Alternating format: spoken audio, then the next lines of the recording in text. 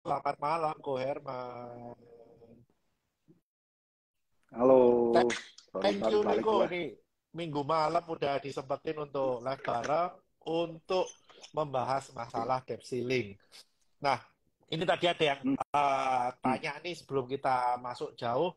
Buat yang belum tahu debt ceiling apa, saya pernah bahas barusan hari Jumat kemarin. Saya buat reelsnya debt ceiling dalam 1 menit dengan bahasa yang paling awam. Jadi buat kalian yang belum paham tentang debt ceiling, kalian bisa dengarkan dulu debt ceiling itu apa. Nah, sekarang mungkin ini kok. Kebetulan kan kita live-nya minggu malam ini tadi subuh udah ada titik terang nih masalah debt ceiling kan. Ada Ya, kesepakatan untuk melonggarkan debt ceiling secara terbatas dalam jangka waktu 2 tahun.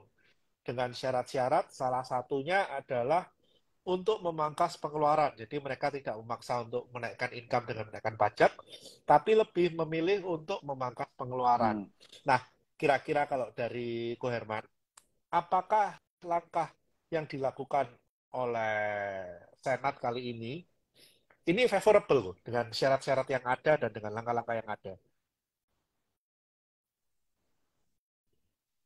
Mungkin sebelum ke arah lebih detailnya, Hana, mungkin biar Oke, kasih perspektif boleh, dulu kali ya, biar boleh. mungkin teman-teman biar kebayang. Eh, Apakah sesuai dengan persyaratan ini yang sebenarnya Betul. masih belum final kan, bro? Cuma memang at least supaya teman-teman kebayang ya. Jadi setiap tahun itu memang US itu selalu ada debt ceiling kind of drama gitu lah. Tahun lalu juga udah kejadian kan. Tahun lalu itu uh, debt ceilingnya US itu juga dinaikin sekitar kurang lebih 2 triliun something ya. Aku lupa angka persisnya 2,1 atau 2,2 something triliun itu dinaikin juga.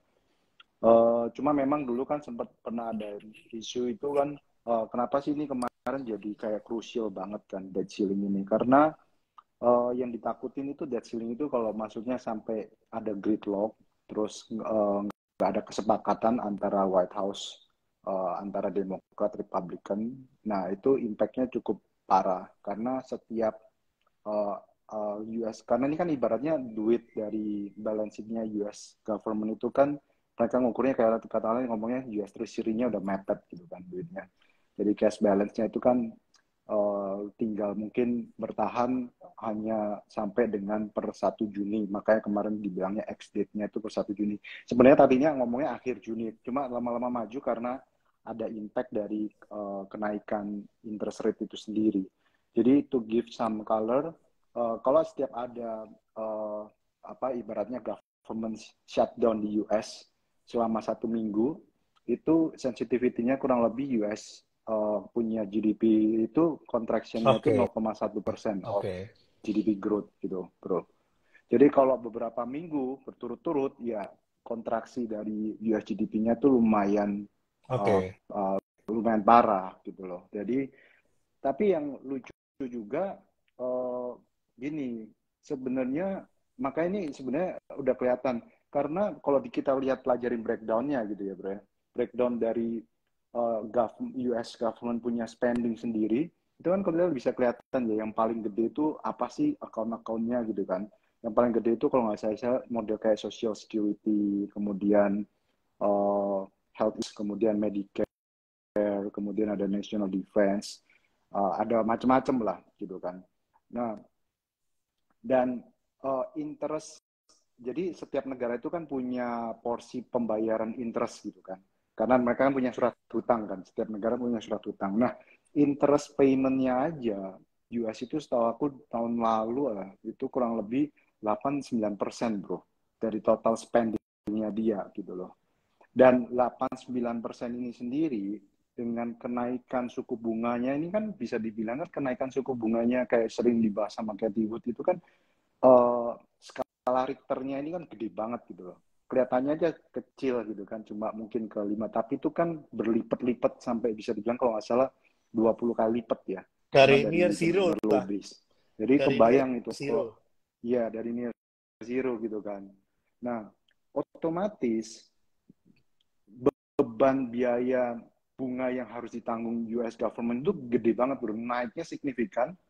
Jadi kalau itu porsi itu aja udah naiknya cukup signifikan, udah pasti indirectly itu yang lain-lainnya itu kan semi default, bro. Karena kan porsi kayak medical apa social security Betul, semuanya kan harus dipangkas. Karena ini kan bunga ini kan kewajiban yang wajib. Kalau nggak mungkin dong betul, government betul. default gitu loh.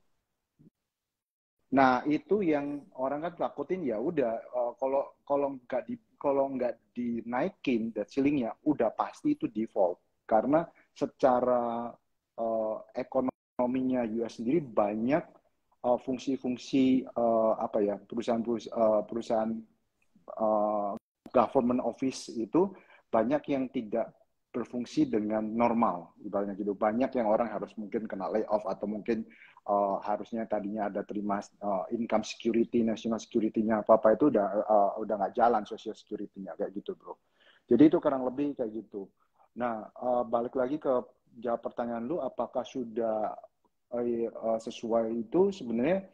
Jadi triknya ini sebenarnya belum tahu finalnya, karena ini masih kayak sifatnya sementara, temporary gitu kan. Tapi yang lucu ya memang ya naiknya kan cukup signifikan. Tadi aku sempat post di my Instagram, kalau teman-teman bisa lihat. Ini jadi sebenarnya US debt ceiling ini bisa dibilang udah dimodify kurang lebih 100 kali lah sejak tahun 1917-an gitu ya. Atau mungkin udah ke 78-79 kali dari tahun Jadi bukan hal yang 60-an baru gitu lah ya. ya. Jadi udah berkali-kali dia just bukan hal yang baru. Nah, itu kenaikannya cukup signifikan yang tahun ini kan jadinya 4 triliun, temporary tahun lalu kan 2 triliun, jadi 2 kali lipatnya tahun lalu. Ya supaya make sure yang tadi itu fungsi-fungsi government office itu masih tetap berjalan dengan normal. Kurang lebih seperti itu. Nah, mungkin Oke. situ dulu kali, bro. Nah, Kalau lu berarti ada. kan kita tahu nih, sebetulnya dengan drama debt ceiling ini kan bukan sesuatu yang baru. Bahkan kita tahu juga sebetulnya tahun 2011 kita juga pernah mengalami hal serupa. Cuma mungkin secara Ya. fundamental berbeda ya, Bu ya, antara tahun 2011 dengan saat Hmm. ini. Nah, mungkin kalau teman-teman masih belum notice nih 2011 itu seperti apa, mungkin dari Ko Herman bisa sedikit dikasih bahasa yang simple. Apa sih yang membuat kenapa kok kita nggak perlu worry ini terjadi, karena 2011 juga pernah terjadi hal yang serupa dengan fundamental yang lebih lemah ternyata juga bisa lewat gitu kan. Nah, ini mungkin ada penjelasan yang lebih simple gitu loh. Maksudnya ini nggak perlu worry dari sisi Indonesia. konteks Indonesia atau oke. Okay. Kalau dari konteks Indonesia, memang yang bedain 2000, mungkin selain, mungkin tepatnya waktu itu Indonesia Betul, 2011 kan masih oke banget ya. Waktu itu ada goncangan di betul. 2013-14 lah tepatnya. Jadi yang membedakan itu kalau kita lihat sekarang di Indonesia itu konteksnya, oke, kita punya makro itu sekarang itu secara struktur sudah jauh lebih bagus gitu ya. Pada waktu tahun 2011 sampai 13 itu Indonesia kan memang sempat ada commodity boom, tapi kayaknya tampaknya pada waktu itu secara makro kita itu commodity boom kita itu pemerintah pemerintah waktu itu tidak melakukan monetization Maksimal. secara apa ya maksimal. Monetization apa artinya ya intinya kalau ekonomi lagi bagus itu harus ada pengelolaan neraca negara harus baik gitu kan. Nah kalau sekarang ini kan malah sekarang menurut aku jauh terlalu extremely konservatif gitu kalau aku lihat. Makanya akibatnya beritanya fiskal negara Indonesia bagusnya setengah mati gitu kan, naik pertumbuhan teksnya 50% bla bla bla, tapi Gajah ekonominya kita yang agak karena terlalu slow konservatif. gitu, agak stuck gitu. Betul, karena penerimaan negaranya Nggak ada udah yang bagus di-spend. banget, tapi belum Belum berani di-spend untuk sama spend. pemerintah. Benar-benar. Karena ya terlalu konservatif, betul. Tapi kalau dibandingin tadi tahun 2000 yang siklus sebelumnya, 2013 terutama, karena rupiah kita itu kan terpukul cukup parah itu 2014, karena waktu itu ada Benar. yang taper tantrum US di sana, terus komoditi kita collapse, semuanya rontok lah ya, dari coal, CPO, dan lain-lain. Dan dari sisi struktur yang tadi aku bilang itu, fiskalnya negara itu belum ready. Akhirnya yang kejadian pada waktu itu adalah disebut dengan twin deficit di Indonesia. Defisitnya baik dari sisi fiskal dan defisit dari sisi current account deficit, jadi twin deficit. Sedangkan sekarang fiskal Indonesia itu surplus sudah kan per at least bulan Mei kemarin. Dan kita itu trade balance dan current account itu juga masih surplus. Jadi kita itu malah sekarang itu double surplus gitu, kebalikannya. Jadi kalau udah double surplus ya artinya setiap ada tekanan dari luar gitu jauh lebih terkonten lah ibaratnya, lebih resilient. Makanya kelihatan kan dari sisi kurs kita relatifly kita jauh menguat dibandingkan currency lain. Justru malah kemarin itu kan ada berita yang Fitch mulai berani coba change the outlook dari US itu sendiri ratingnya. Tergantung nih, outlook-nya udah dirubah jadi negatif. Tapi kalau ratingsnya Fitch berani turunin, itu sebenarnya malah bisa positif buat Indonesia secara inflow. Karena pasti mereka ada rotasi pasti kan mereka juga akan dari sana, rebalancing gitu kan. karena faktor resiko meningkat dan uang yang di rebalancing ini kan pasti lari ke yang favorable nih. Seperti yang Ko Herman pernah bahas juga di story ya. Saya lihat story-nya Ko Herman juga bahwa Asia, terutama Asia Tenggara ini kan the most favorable country ya saat ini untuk investment ya. Jadi memang kalau boleh dibilang menakutkan, yes, mungkin menakutkan debt ceiling ini untuk di Amerika ya, tapi untuk di Indonesia sendiri dari double surplus yang kita punya, dari fundamental yang kita punya, bahkan yang paling patut diacungi jempol, kita tahu Q1 ini call kan parah-parahan digebuk nih kok. Dengan kondisi Q1 digebuk begitu parah, masih surplus juga gitu kan. Dan surplusnya juga cukup oke. Dan ini nanti pembuktiannya kan di Q2 nih.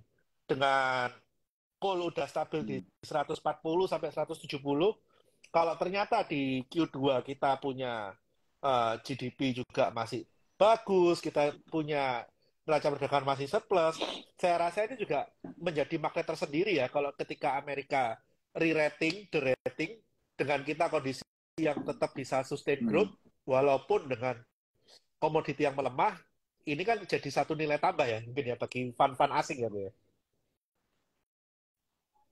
Iya, jadi kalau dari di hasil diskusi aku ngobrol sama beberapa foreign players gitu ya, itu memang benar inline dengan surveinya Bloomberg bahwa mereka itu banyak foreign big player itu udah mulai mencari destinasi untuk perputaran duit mereka, rotationnya lah. Dan itu memang the main destination country itu ASEAN secara overall. Nah, dari ASEAN itu sendiri, story yang paling menarik, sebenarnya Southeast Asia, di mana India itu sudah equity-nya udah really very well. Dan kalau dilihat dari sisi siklusnya, India itu kenapa jauh lebih menduluin Indonesia, karena secara struktur ekonominya mereka jauh lebih bagus, karena mereka sempat karena surplus duluan, tapi sekarang kan mulai agak plateauing gitu kan, mulai agak turun lah sebenarnya, bukan plateauing, lebih udah turun. Nah, dan secara liquidity market index-nya di India itu jauh lebih bagus dibandingkan Indonesia. Dan again, secara pemerataan ekonominya di India itu juga jauh lebih merata dibandingin di Indo gitu ya. Nah, itu kelihatan banget kenapa, karena services sektor di India itu jauh lebih advance dibanding Indo, bro. Makanya kenapa di sana itu pada waktu ada ekonominya lagi booming, duit dolar itu lebih merata gitu kan. Kalau di Indonesia ini kan lebih mungkin pada waktu kita ada commodity boom, duitnya lebih kurang merata ya, karena agriculture kita kurang booming gitu kan. Makanya ekonomi di sana itu lebih cepat waktu reopening dari COVID, pertumbuhannya itu jauh lebih cepat dibandingkan Indo. Indo ini sekarang dari ASEAN sendiri itu kan India udah perform very well. Jadi mereka udah lihat bahwa di India itu udah banyak yang lebih mahal lah. Valuasi di sana tuh rata-rata jauh lebih mahal. Kayak misalnya katakanlah udah gak menarik lah. Lu kalau misalnya makanya dulu Avian itu sempat IPO di Indo kan karena benchmarknya kan dia lihat di India itu jauh lebih mahal. Retailer di India juga jauh lebih mahal. Jadi mereka udah mulai lihat nih di Indonesia mulai banyak yang murah nih gitu kan. Dan momen yang paling krusial itu memang gimana government Indo itu bisa boost dia punya spending. Kan di first quarter ini kan slow ya in term of domestic private consumption ya. Jadi itu yang diharapkan. Kalau kita sempat dengar-dengar ngobrol sama beberapa government official dengan BKF kayak gitu-gitu ya, itu memang udah nunjukin bahwa salnya Indo bro itu udah 700 triliun bro. Jadi buat teman-teman yang nggak tahu sal itu apa, sal itu kurang lebih anggapannya cash yang lagi nganggur di balance sheet-nya Itu negara cash Indonesia itu keras tuh, 700 triliun. bener. Cash keras Itu belum yang tidak di-spend. di-spend. Itu belum di-spend. Itu coba kalau di-spend nanti harapannya katanya itu bisa di-spend di second half gitu kan. So far di dalam budgetnya APBN untuk tahun ini sebenarnya government spending itu kan dibudgetkan kurang lebih 149 atau 150 T. Nah itu sebenarnya yang baru di-spend itu kayaknya baru 20% kalau nggak salah. Jadi masih minim, not even 25 ya kalau nggak salah. Jadi masih banyak buffer. Sedangkan ini ada dana nganggur 700 T. Jadi ya kita harapkan budgetnya cuma 149-150 T, diharapkan lah at least masa pemerintah nggak bisa sih spend 200 T gitu loh. Kan lu masih punya room buffer 500 T gitu loh. Terus kalau 200 T muter aja ya, itu enak sih karena memang liquidity kita itu sekarang lagi tight, makanya GCI kita kayak gitu. Karena kalau ngobrol sama beberapa big bankers, mereka juga ngomong. Jadi sekarang itu Indo kalau semua perusahaan untuk mau grow 10% katakanlah ya, nggak cukup bro. Liquidity duitnya. Iya, iya, iya, iya. Duitnya nggak muter gitu. Transmisi uang dari perbankannya juga terbatas kan akhirnya kan. Karena nggak ada putaran duit dari pusatnya Iya, juga. Jadi ya orang mikir, betul. wah mau neken inflasi, neken inflasi, neken inflasi. Oke, inflasi tanpa growth itu bahaya. Tapi kalau kita ada growth, kita butuh inflasi gitu kan. Nggak selamanya inflasi itu Iya, harus ditekan gitu kan. iya. Yang penting terkontrol dan termaintain kan gitu. Hmm, Nah ini kan yang mindset yang seringkali kalah ya sama orang. iya, Yang orang selalu pengennya barang itu murah terus. Padahal kalau barang itu murah terus, itu berarti ekonominya iya. mandek. Padahal, mm-mm. Hati-hati sama yang kalian wish for ya. Itu banyak orang emang perlu dieducate lah ya menurut aku karena dulu orang berpikir bahwa ya yang ngerti memang ya perlu kita tahu juga ya secara disclaimernya bahwa banyak memang orang-orang bawah yang mungkin tidak siap secara produktivitas, secara financial literacy, memang mereka itu gampang Iya, tergencet gitu kan. Tapi makanya kemarin sering aku bahas di story saya, konten saya ya. Terakhir ini ada berita yang cukup menarik gitu kan. Dulu orang kan selalu ibaratnya selalu dibilang bahwa memang secara politik inflasi rendah itu bagus, deflasi bagus secara politik karena untuk benar. memenangkan orang rakyat bawah gitu loh. Tapi sebenarnya orang rakyat bawah itu pun kalau dengan tidak ada inflasi berarti mereka itu yang kegencet gitu loh. Bayangin kalau harga beras nggak pernah naik, sementara harga restoran naik terus. Coba dipikirin gitu loh. Itu yang dari dulu aku mau coba educate, kadang aku juga kalau ketemu government official, gua coba lawan balik gitu bro kadang. Lu misalnya ngomong banggain CPI rendah, dulu gua pernah komplain, CPI rendah, gua ingetin CPI rendah, lu kenapa? Pertalite lu bobotnya berapa gede dibandingin Benar. Pertamax gitu kan. Kelihatannya aja gini, tapi kan harus diedukasi dengan baik dan kadang-kadang gue kalau ketemu sama biasa nih apa yang GAKMI atau asosiasi yang perusahaan itu mereka kan juga cenderung untuk memprotek sama beberapa bisnis kan. Gue juga pernah protes balik ke mereka. Gue yakin lu naikin UMR 8-10% itu nggak berat bisnis lu. Gue yakin banget gitu loh. Jangan kesannya naikin UMR 8-10% kesannya berat banget gitu. Padahal kalau UMR-nya naik 8-10% misalnya di atas itu gitu kan, daya belinya mereka kan itu kan your consumer gitu loh. Daya beli mereka juga naik. Kalau daya beli mereka naik, ekonomi lo malah Dan naik juga gitu loh. Makanya ini yang menarik dan ya. sebagian besar kan Ya, kenaikan upah juga pasti di pass on.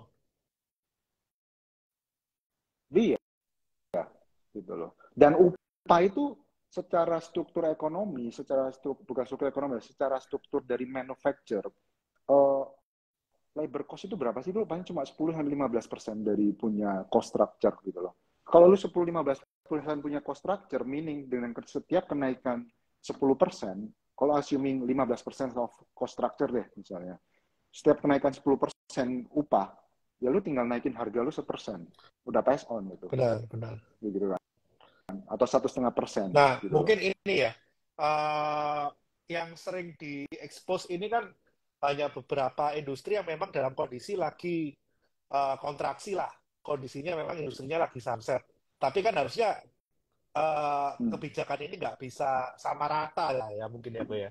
Jadi kan ada beberapa industri yang memang Ya, betul. lagi ekspansi, lagi bagus, ya harusnya mereka punya standar kenaikan gaji nggak bisa disamain dengan industri yang lagi sunset. Mungkin kurang lebih kayak gitulah mungkin ya, kalau mereka lebih peka ya.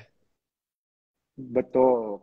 Kalau mau dibikin secara lebih fair, ya dibedakan secara industrinya itu juga Benar, bisa benar. anything lah yang bisa di. Tapi kan maksudnya ya nggak bisa gitu loh. Maksud aku kadang dipikir apa-apa harus rendah misalnya. Soalnya sekarang aku lihat makanya nanti ini yang menarik kemarin itu ada berita Vietnam kan bakal pangkas dia punya ekspor beras gitu ya. Kita lihat ya apakah di Indonesia bakal ada impact apa enggak gitu kan. Karena memang masa sih yang naik harga cuma batu bara melulu sama metal gitu kan, yang kaya masa cuma konglo doang gitu loh ya. Kalau lu mau petani-petani farmers juga nikmatin inflasi kan juga bagus Benar, juga benar. gitu loh.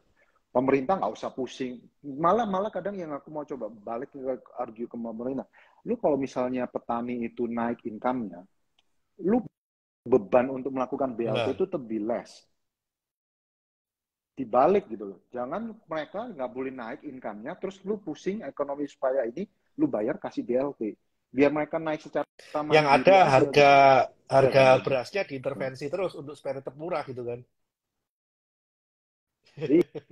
Iya, Nah, gitu loh. oke, sekarang kita kembali ke masalah debt ceiling. Oh. Kan kita tahu nih bahwa Indonesia secara fundamental nothing to worry about gitu kan. Bahkan ini bisa jadi satu peluang ketika Amerika the rating. Nah, kondisi di Amerikanya sendiri kok. Kalau saya melihat dari sudut pandang saya, Amerika ini kan seperti balon yang terus-terusan Hmm. dipompa, kempesin dikit, pompa lagi, kempesin dikit, pompa lagi gitu kan. Lama-lama balon ini yang mungkin maksimalnya cuma Ya. segini, bisa segini, bisa segini. Lama-lama gede banget dan at some point udah nggak bisa dipompa, dikempesin lagi, dan meletus. Nah, kira-kira Hmm. udah deket nggak dengan momen meletus itu, kalau menurut dari Ko Herman sendiri? Sebenarnya sih udah dekat sih menurut gua sih. Karena kan udah kelihatan dari US banking crisis gitu kan. Itu menunjukkan bahwa banking di US aja udah kayak banyak yang problematic gitu kan. Makanya pada waktu itu gua pun juga unquote surprise, pada waktu banyak orang juga surprise pada waktu terjadi US banking crisis, gitu kan, collapse equity-nya. Tapi tiba-tiba satu aset kelas yang tiba-tiba mendadak terbang, kripto, gitu kan, waktu itu.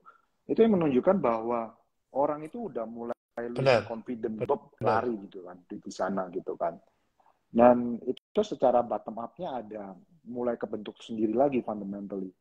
Nah, kalau ditanya, memang ini memang bisa dibilang bukan nakut-nakutin ya. Memang kayak lu bilang belum bubble-nya ini, burst-nya itu mungkin kan, kadang gini kan, bubble ini mungkin kalau yang udah jago banget mungkin bubble-nya burst, ditambal, gitu kan. Pecah lagi, ditambal, gitu kan. Nah, belum sampai boom, meledak gitu. Kalau udah boom banget, ya itu memang scary. Scary-nya ya pasti the whole ini udah circle. Kenapa? Karena itu yang dikhawatirkan adalah pada waktu US ekonomi sampai burst banget. Burst gini artinya apa? Kalau sampai pecah banget semuanya. Berarti kan merusut gitu ekonominya gitu kan. Itu yang mereka, gua jamin, itu yang mereka nggak akan tinggal diem bro. Ya kan? Apa caranya? Itu yang dari dulu gua coba pikir. The only way yang mereka bisa fight on itu adalah war. Exactly. Sebelum ini sampai kempes, itu pasti mereka maunya cenderung Exactly. maunya war gitu loh. Itu makanya kelihatan, cuma mereka itu kan kelihatan bahwa nggak mau kesannya mereka yang initiate the war, tapi yang ada adalah disentil kanan sini, sini disentil, sini disentil, dipanasin dulu. Kompornya dipanasin, ces, semua bom, loh, semua mulai ribut loh ya. Ada yang cari gara-gara ke gua, baru Hajar. gua ada alasan Ya, untuk ya. attack gitu kan. Iya, karena ya that's how the apa ya, kita belajar dari history Ya. aja gitu. Dan dengan adanya itu ya national defense defense spending mereka dan orang bakal pada waktu itu kejadian kebutuhan dolar pasti Nah, naik itu kan lagi gitu istilahnya loh. dia mencoba mensamarkan dan mengkamuflase bubble yang meletus dengan cara meningkatkan demand terhadap ekonominya mereka sendiri kan. Kalau nggak ada demand ya buat demand gitu Hmm, kan. Caranya buat demand gimana? Buat perang. Ya betul. itu memang yang paling possible way untuk nyelamatin ekonomi mereka paling Iya. gampang dari perang. Karena Mak- yang kita tahu dari perang dunia kedua yang paling mm-mm. booming ekonominya Amerika. Betul. Makanya sering ngomong ya, oh, Ya, ya, war ya, is a ya. business. War is a Nah, business gitu loh. sekarang dengan ini kok, kita rencana mau menaikkan 4 triliun ya, 2 kali lipat dari tahun Hmm. sebelumnya. Nah, ini kan kalau nggak salah bagian social security ya yang rencana akan di-cut untuk spendingnya ya. Nah, berarti Betul. kan kalau Yes. kita ngomong ini social security di-cut untuk spendingnya, mungkin karena mereka sendiri juga udah confident dengan jobless claim mereka yang datanya terus bagus gitu kan. Non-farm payroll-nya yang terus bagus gitu kan. Jadi mereka Hmm. merasa ya udahlah ini orang susahnya udah semakin sedikit, di-cut aja lah BLT-nya kan gitu kan.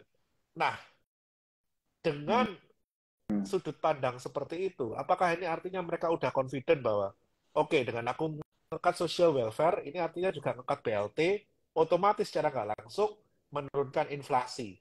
Jadi kalau disimpulkan kali ini dia menaikkan utang untuk menyelesaikan kewajibannya dia dan untuk ini ya operasi di pasar treasury, tapi untuk di social welfare-nya kan di-cut, bisa diambil kesimpulan bahwa ya secara Hmm. nggak langsung inflasinya pasti akan lebih tertekan nih karena hal itu.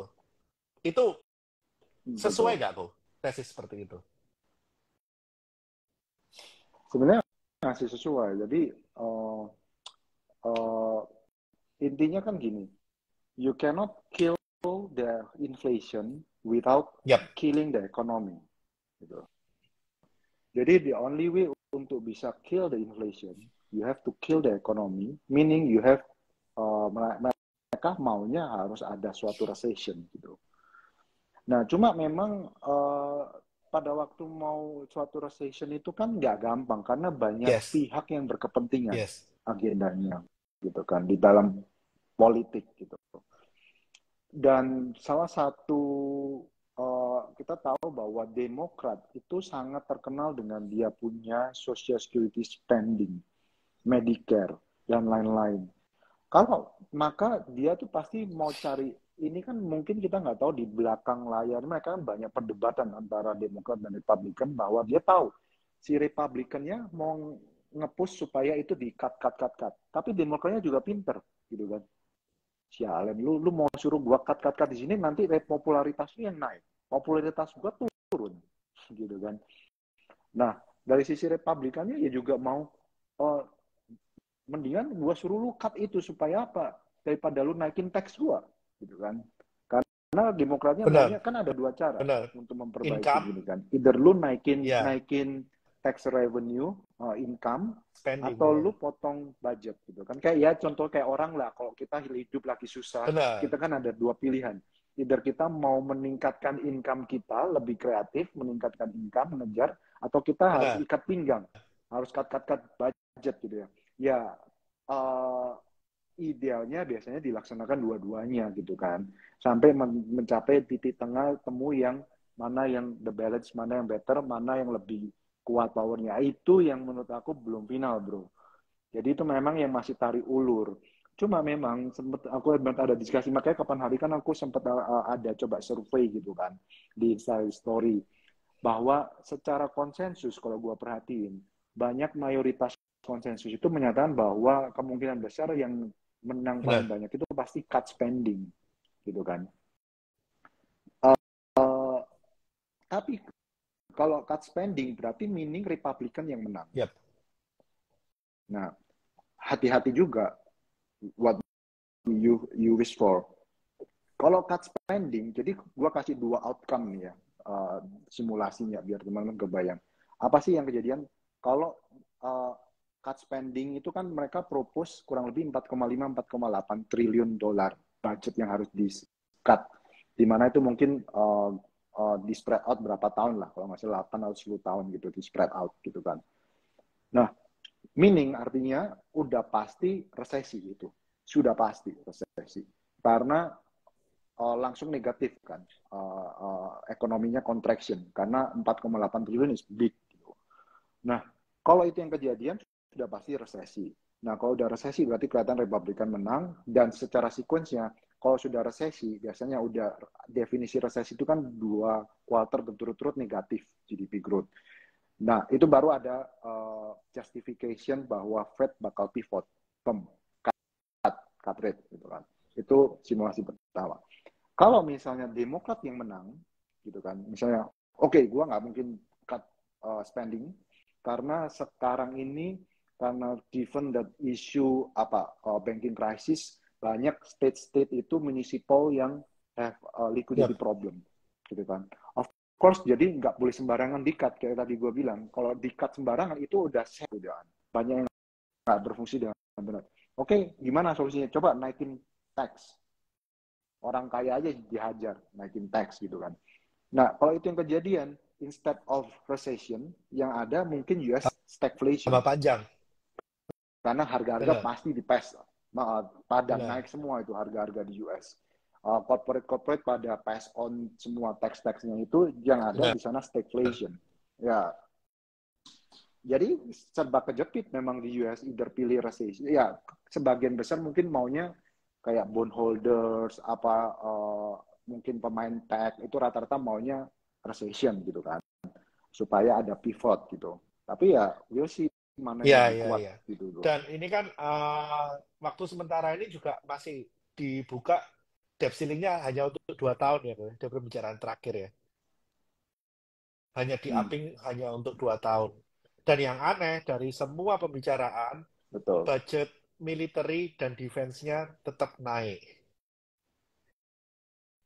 Jadi mereka benar, mereka kan? willingly to cut social welfare, tapi mereka tetap insist budget militernya naik. Ini kan sebetulnya udah bisa kebaca kan arahnya mereka. Dan mereka sebetulnya udah ready untuk nyiapin kalau memang udah nggak bisa ditempel lagi, ini bannya benar-benar udah flat out, ya udah mau nggak mau secara terakhir gitu kan. Kalau nggak ada demand ya buat demand sendiri gitu kan.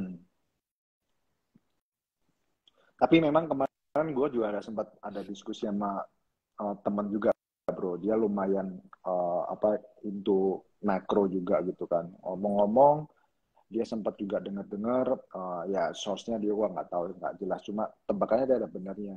Ada omongan dengaran bahwa most likely high risk-nya potential war itu 2025.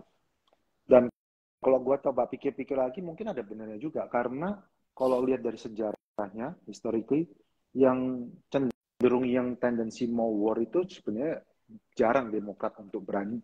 Demokrat nggak berani initiate war, bro. Tapi kubu yang seberang itu yang lebih berani, bro. Iya. Dan saya sendiri sih lihat, kalau memang dia nggak ada initiate war sebelum 2027, saya malah bayangkan 2027 bisa Great Depression tuh. Benar-benar bannya meletus, udah nggak bisa ditempel lagi tuh kayaknya. Wah, kalau Great Depression sih serem itu sih bro. kayaknya Indonesia mau growth gimana juga kayaknya keseret dulu deh. Pasti keseret bro kalau udah Great Depression sih keseret. Kayak gitu. Itu Nah, serap. saya sih bayangin soalnya udah nggak sehat sih. Jadi neraca The Fed ini menurut saya udah nggak sehat sih. Bahkan kemarin mereka berusaha nurunin begitu susah setahun setengah, begitu perbankannya amburadul, ya walaupun mereka ini ya berusaha untuk mengkonten, mereka punya efek dengan operasi pasar terbatas lah kalau kita ngomong ya. Dan ternyata kan memang bisa terkonten ya, oke lah. Tapi kan akhirnya neracanya jadi nggak sehat lagi gitu kan. Walaupun pelan-pelan juga mau turun. Nah ini kan sekarang juga susah ini udah kondisinya itu, kondisi di US itu gue bilang pikir udah serba kekunci, susah, udah kayak udah kekunci. masuk lingkaran setan gitu loh, udah kayak lingkaran setan gitu loh, dia nggak tahu harus ngapain gitu loh, gitu serba salah. Itu kan udah kayak lu memang ya ibaratnya ya ekonomi kan kayak Ponzi kalau udah gede banget itu udah about to burst, dan ya harus Gimana kayak tadi lu bilang harus bisa create suatu Benar, demand benar, baru benar. gitu kan. Oke, Gitu. jadi kalau dari Koerman sendiri, secara garis besar bahwa ya kita tahu lah, debt ceiling ini bukan masalah baru, tapi kali ini untuk Amerika sendiri cukup serius lah ya, karena juga dekat dengan pemilu juga. Jadi eh, secara kepentingan politik juga lebih gede, banyak yang lebih dipertaruhkan gitu kan. Nah, kalau untuk Iya. Koherman sendiri, walaupun ini ada sinyal positif walaupun belum final. Is it possible to make it default right now?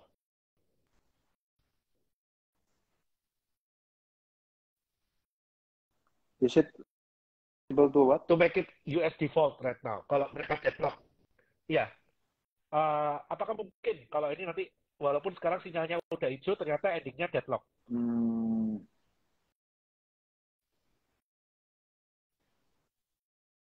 that possibility ada, tapi menurut gua Ya, agak kecil karena terlalu beresiko bro, buat kondisi US sekarang. US menurut aku untuk kondisi sekarang they cannot afford yes, untuk default. agree. They cannot afford. Karena once dia default makin makin Itu pusing untuk mereka pasti. nambal bannya lebih Jadi susah lagi mendingan nanti kalau default sekarang. um, lambatnya lebih susah banget, betul. Jadi what they can do menurut gua adalah bisa jadi makanya kapan hari sempat ini kan very fluid ya marketnya itu ya. Bisa jadi bahkan sempat ada discussion gini gua waktu pikir. Bagaimana kalau ini yang belum pernah kejadian di sejarah? Bagaimana kalau Fed tiba-tiba terpaksa pivot without recession? Nah, itu Ya, ya, belum ya. pernah ada. Jadi itu seru tuh. Fed pivot without recession. Tapi solusinya dari dulu yang gue sempat pikiran, nggak ada cara lain supaya mereka nggak pusing, bro. Long term inflation targetnya itu harus di Ya, adjust ke atas. nggak boleh 2% lagi, itu udah nggak realistis. Karena new Betul. normalnya udah Itu beda. udah Jadi nggak mereka harus tahu realistis. bahwa 2% itu Bener. era deflasioner udah berakhir. Kalau sekarang mereka benar-benar tahu bahwa oke, sekarang nolnya ini bukan 2%, nolnya ini 4%. Nah, ini otomatis menurut saya sih, The Fed dengan gampang, oke, kita pivot. Udah realistis gitu kan. Kalau sekarang kan masih nggak realistis nih. Jadi Betul. mereka kayak dalam bayang-bayang, kalau nggak recession, kalau nggak benar-benar butuh, udah akan pivot gitu kan. Betul. Tapi malah sekarang aja ya keep changing lah ya dinamiknya sekarang itu yang serba susah. Bahkan kemarin kan orang berpikir bahwa Fed sudah menaikkan 25 bips hike itu untuk terakhir dan akan pause. Malah karena melihat core PCE kemarin itu quite strong, malah naik gitu ya, trajectory wise. Itu yang bikin marketnya malah bukan keder ya, malah marketnya cukup euforia karena yang masalah debt ceiling ini dinaikin kan. Uh, Justru orang mulai probability-nya market itu mulai pricing-in mungkin Fed bisa naikin lagi 25 bips. Dan kemarin dulu yang sempat gue share di Insta Story itu pembicara siapa ya gue lupa deh ahli ekonomis di US gitu. Mereka bahkan bilang bahwa untuk bisa beneran ngerem core PCE atau inflation sekarang di US itu Fed perlu naikin mungkin sampai 6,5 sampai 7% bro. Tapi bayangan saya kalau sampai 6,5 sampai Iya, 7%, kalau kemarin maka 5% yang batuk SVB, kalau 6-7% kayaknya yang batuk JP Morgan. iya, makanya itu kan serba susah kan. Yang batuk JP Morgan, BOFA, pension fund, BOFA batuk batuk semua sih itu bro. structural sih. Asset liability mismatch-nya banyak problem gitu. Ini sekarang serba susah. Mereka pasti, karena gue yakin kayak banyak bank itu kan juga Bond, benar, pemegang benar, bondholder gede-gede. Bondholder itu di sana udah pasti lobbynya gila-gilaan. benar, Mereka udah ketakutan benar, semua benar. pasti, Mereka gitu benar-benar, loh. Mereka kepinginnya ya, ekonomi rontok ya, ya, pokoknya, ya, supaya gue selamat, ya, gitu ya, loh. ya. Makanya apapun yang terjadi ya ini negonya memang nggak bisa kayak tahun 2011. 2011 itu juga nggak ada faktor politik juga ya, gue ya. Ini beda nih tensionnya. Tensionnya beda. Iya, Jadi ya memang beda. most likely to defaultnya kecil, tapi akan dipergunakan semaksimal mungkin untuk tawar-menawar sampai detik terakhir nih. Betul. Selain itu yang membedakan memang dibandingin masalah election atau apa tahun ini, yang membedakan ini menurut gua sih labor issue itu lumayan Yes, structural yes, in yes. my view, bro. Benar-benar saya setuju. Itu yang bikin kenapa mereka punya inflation agak quite sticky karena pertama di US itu udah Benar, banyak yang secara aging, demografi udah ya, udah mendukung, banyak jadi yang udah tua nggak bisa. labor. Mau nggak mau harus Nah, recycle nggak tenaga kerja, ya harganya bisa, beda. betul. Kalau lu mau oke, gua balik ke kerjaan lu. Jadi masalah aging, masalah kedua, banyak non formal employment itu juga oke, mereka udah Benar, they already know benar, how to make money benar, gitu benar, kan benar, during COVID. A lot of people make a benar, income of benar, source benar. of income gitu kan. Dan itu yang selalu problematik juga sering gua raise adalah banyak orang-orang ekonomi lama, terutama yang ngeliatin data makro terus itu kan sebenarnya lebih orang bond Yap, banding equity, benar. bro. Sebenarnya kan. Dan selain itu central bank juga ngeliatin. Nah, tapi problemnya adalah mereka itu harusnya notice bahwa data Benar, tersebut sudah nggak relevan. Karena banyak kondisi perkembangan ekonomi yang baru yang tidak tercapture di benar, data benar. indikator yang lama. Itu aja menjelaskannya ke mereka itu susah setengah mati. Karena Iya, kenapa ya? iya, Sudah iya, iya. terlalu tua semua Mereka orang-orang. ini masih nggak bisa Gitu. menerima bahwa inflasi ini sticky ya, karena orang sekarang simple, multiple source of income gitu kan. Belajar ketika kegencet di COVID, Betul, satu orang punya income-nya waktu di COVID bisa digencet, berapa, bro, orang punya belajar income-nya bisa. gimana caranya survive, akhirnya sekarang jadi habit, orang bisa survive dengan multiple source of income gitu kan. Dan ya itu, secara demografi ya memang Betul. orang tua-tuanya udah terrecycle. Nah, sedangkan dengan angkatan kerja baru, dengan mereka sekarang bisa cari duit dari manapun, ya kalau mereka mau hire orang yang mau kerja sama mereka ya harus dengan harga lebih tinggi lah. Yang bisa menggantikan source of income mereka yang secara informal gitu kan. Setuju sih, Hmm. ini memang Betul. structural, beda dengan sebelumnya. Memang ya kita ngomong layoff, kita ngomong masalah jobless claim ya ini murni karena kontraksi dan relaksasi ekonomi gitu kan. Tapi kalau sekarang kan beda nih, nggak kayak dulu Iya. nih. Oke, nah mungkin nih sambil mau menutup percakapan kita kali ini, kok. Nah, kira-kira kalau menurut Ko Herman sendiri nih, ini dengan kita tahu bahwa sooner later pasti mereka agree tinggal syaratnya apa gitu kan. Terus kita tahu juga ada peluang Hmm. Fed pivoting tanpa resesi. Saya setuju itu sih. Nggak harus resesi, Fed bisa jadi pivoting. Yang penting mereka realistis bahwa inflasi udah nggak 2% gitu kan. Nah, setelah semua ini lewat, Hmm. Ko Herman bullish atau bearish ke market itu?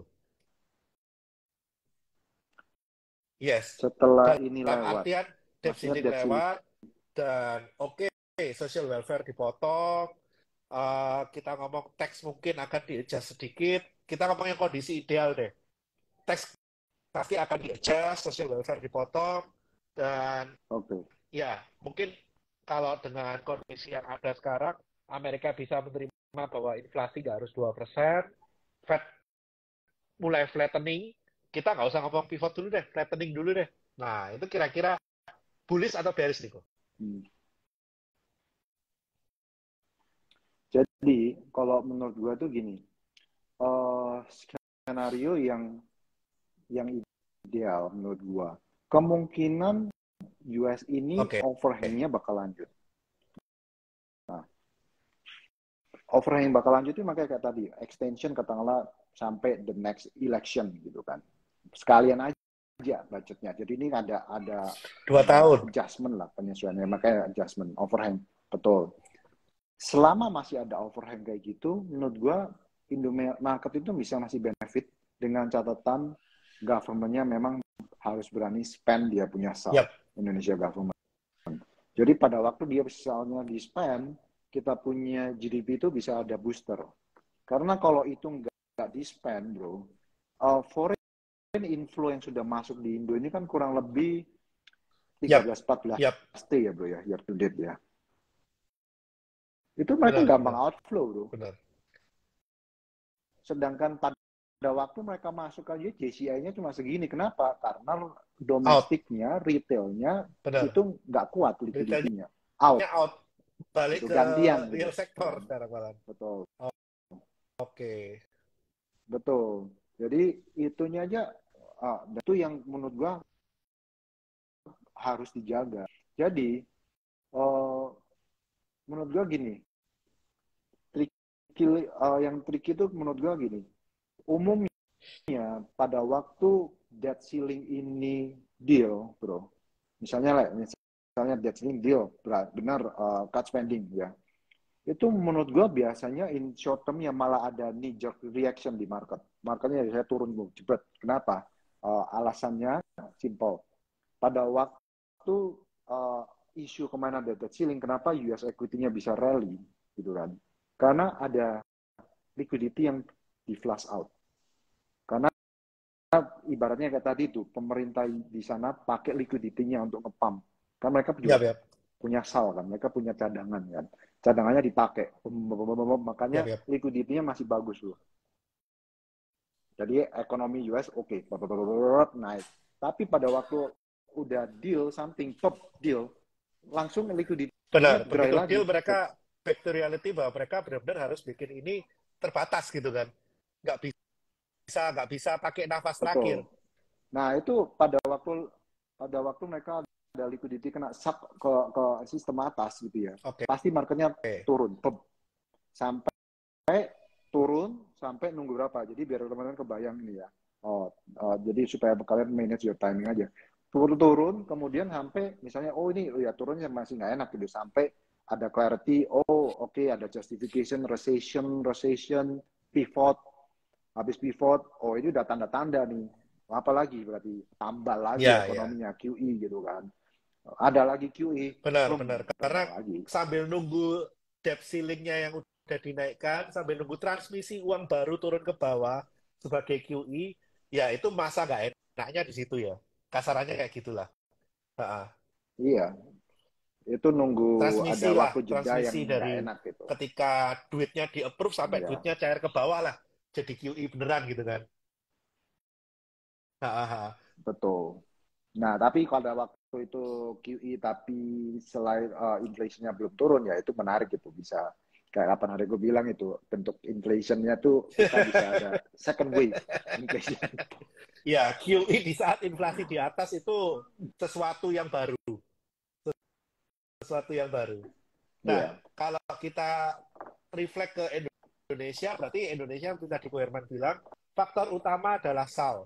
Orang udah lihat Indonesia menarik, orang lihat Indonesia ini sustainable growth, Amerika rawan the rating, apapun nanti hasilnya dari debt ceiling, katakanlah debt ceilingnya oke pun, Amerika bakal ada shock, dan kemungkinan itu juga menjadi trigger inflow ke Indonesia ya, Ko ya. Waktu Amerika shock, itu bisa jadi. Nah, Hmm. kalau Indonesia ini kuncinya salnya juga nggak bisa dipakai dengan benar, mereka terlalu punya duit ini buffernya terlalu gede, nggak efisien dalam pakai duit, ya mungkin bagi para bule itu mikir, ya ngapain nih orang nih, dimasukin juga mereka nggak dipakai buat kerja duitnya gitu ya. Jadi ya Iya, soalnya mereka kan looking for benar, looking benar, for benar. growth gitu kan. Jadi ya, kalau di sini nggak ada growth ya udah gue mendingan ke Benar, benar, Vietnam benar, aja gitu benar, kan. benar. Karena kita punya musuh ketat ya, Vietnam, Kamboja ya saat ini ya. Iya, sekarang itu kalau gue pelajarin ya, Asian itu makin terpilah-pilah dengan jelas gitu loh. Uh, Katakanlah misalnya mereka lihat, oke, gue mau invest yang berhubungan dengan industrial atau manufacturing yang lebih maju gitu misalnya. Udah jelas, Ya, clear ya. winner-nya Vietnam. Gitu kan. Tapi kalau karena kapan hari gue sempat ke Vietnam trip gitu ya, coba pelajarin ekonominya sana, gue liatin ketemu beberapa sana. Mereka ada dua winner, mereka menang di industrial sama mereka menang Oke, di IT gitu. IT-nya sana itu oke. jauh lebih jago. mereka itu banyak talent IT coder gitu itu jago karena mereka Vietnam itu ternyata supply banyak services ke Jepang, US, Europe itu banyak dia. Nama company apa ya gue lupa ya. Tapi itu gue sempat ketemu company sih lumayan. Itu yang pada waktu Vietnam turun stok itu doang yang dia perform IT solution. Nah kalau di Indonesia cuma Yes. menang dari sisi banking, ya kan? Yang paling liquid banking doang. Sedangkan yang lainnya Too small. cenderung nggak ada liquidity. Nah ini juga memang penentuan too small. Dan memang ya penentuan nanti di bulan Juni ini kan mulai Yap. gradually dibuka ya ARB kita ya. Jadi ya itu mungkin bisa membantu secara liquidity. Cuma ya kalau itu bisa ada kayak short term blip gitu kan. Tinggal dilihat biasanya lokalnya yang panik duluan, retail kayak gitu-gitu panik duluan. Kalau foreignnya kan Bisa itu kan nyuci lebih lebih cepat ya, happy Bu ya. ya? Kan betul. Kalau foreign sih lebih happy kalau ARB justru mereka itu kan Indonesia itu kenapa banyak sektor lainnya itu di rating kan karena ARB yang kayak gituan orang jadi nggak Udah mau nggak jualan liquid, susah jadi mendingan udah gue nggak mainnya bank liquid, doang. ARB-nya Oh, dibatasin. Nah, kalau fund-fund asing masuknya triliunan nyuci barangnya gimana gitu kan? Nggak bisa keluar-keluar gitu kan? Ya, itu betul. orang yang nggak sadar sih. Iya, Bahwa fund asing itu masuk uang puluhan ratusan miliar sampai triliunan. Kalau mereka masuk likuiditasnya nggak ada dan ARB-nya masih dibatasin, mereka kan ada ketakutan kan. Kan mereka membatasi juga inflow gitu kan. Jangan sampai masuk barang nggak bisa betul. keluar gitu kan. Itu yang gue perhatiin. Makanya akhirnya mereka cuma mereka pilihnya kayak bank. Soalnya kenapa? Bank itu Masih dengan bisa ARB keluar. pun gue Benar, masih benar, bisa benar, transaksi benar. ratusan miliar. Nah, berarti Kalau sektor lainnya sekali ARB cuma 5 miliar, 10 bisa miliar. 20 hari baru barang bersih gitu kan. Nah, berarti dengan Makanya, kata lain, ketika ARB udah normal, ya ini liquidity mungkin bisa lebih merata nggak hanya di bank aja ya. ya memang. Justru kesempatan pada waktu ARB buka itu malah menurut gua bakal ada massive Benar. rotation di Banknya sektor malah lain di siap-siap luar bank. rating karena uang yang selama ini cari liquidity aja, sekarang Ya, udah merasa nyaman untuk masuk ke second liner yang mungkin liquidity-nya nggak segede bank, sekarang juga bisa nyuci barang dengan cepat gitu kan. Oke. ya. Nah, mungkin ini kok terakhir. Tadi udah terakhir, ini terakhir lagi. Kalau dari Ko Herman, salnya kira-kira lari kemana kok? Kalau ekspektasi Ko Herman. Udah pasti ini sih bro. Kalau gua ngeliat ya, kita gua taunya agak sensitif cuma kita touch a bit aja lah. Intinya ini kan kita lihat ya si Yap. our Pak D ini kan masih kingmaker lah ya. Jadi dia perlu blessing lah di tahun pemilu ini. Dan menurut gua itu harusnya BLT itu tetap harus jadi senjata utama yang cukup efektif lah ya, gitu kan. Kayak kemarin kejadian kita lihat sempat viral di Lampung gitu kan, jalan rusak bolong-bolong itu kan ada ya bagus lah cara dia mainnya di situ. Akhirnya 800 miliar digelontorkan untuk perbaikan di Lampung. Itu Signal. udah Signal. indirectly udah semacam kayak signal gitu loh, BLT gitu. Bahkan orang sana Benar, benar, jadi benar. ekonomi jadi hidup lagi gitu loh. Ya, ya harus ujungnya harus BLT itu. Jadi karena ini kan Indonesia sekarang ini kan bisa dibilang kan ekonominya kan K-shape recovery kan. Benar, K-shape berarti kan kayak gini kan, yang atas semakin benar, kaya, yang benar. bawah semakin miskin gitu loh. Ya harus yang bawah ini yang harus mereka push untuk Oke, bantuan oke. Untuk langsung. menempel gap lah. Supaya nggak semakin lebar. Iya, Berarti kalau kita ngomong BLT, ya betul. retail, consumer, kita masih satu visi lah ya. Retail, consumer gitu kan kapan hari kan nggak tahu apa kadang BLT ini sempat gua kapan hari sempat ada rumor teman ngomong bener kayak ya gua nggak tahu gua belum cek sih. Pemerintah bakal kasih kayak bantuan bakal dibeli kalau Benar, dulu kan benar. beras kan udah biasa ya beli beras beli sembako udah beras ini bahkan mungkin sampai kayak beli ayam telur sih pernah ya dulu ya gua lupa deh ayam itu pernah apa enggak terus intinya yang lebih kebutuhan Ini proteinnya saya dengar kok. di lebih apa ya Ini saya dengar. dengar juga ya Itu lo alasan kenapa Java, walaupun itu kemarin yang memang pernah karena udah bottoming, Kenapa kok poultry ini naik? Karena memang pemerintah mulai mengintervensi untuk nyelamatin ya titipan sponsor juga lah. Bisnisnya udah waktunya rebound aku. Hmm. Tapi ya di satu sisi Iya, ada yang nyerang nggak iya, suka kan, iya. inflasi lagi gitu kan. Ya, ya padahal kalau itu naik ya gue happy gitu. Iya, iya, iya, iya, iya. Nah, berarti tema secara keseluruhan masih oke lah ya. Ini masih intact lah ya.